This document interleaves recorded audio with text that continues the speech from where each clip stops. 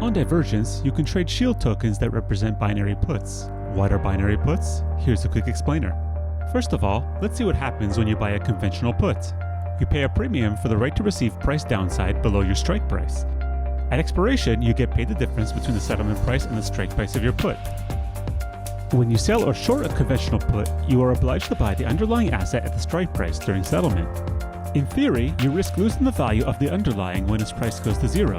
Your max payoff is the premium you receive. A put is sometimes expensive to buy. Traders commonly buy a put and sell another put at a lower strike when they are bearish. By giving up for the downside, they pay a lower premium out of pocket.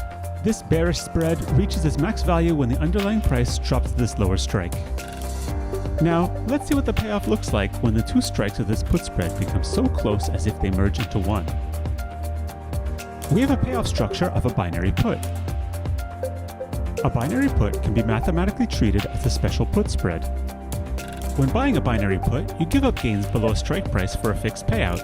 Everything else being equal, you are able to pay a much lower premium for a non-linear reward. And you know your risk before a trade. Sometimes the risk reward can be better than buying a conventional put outright.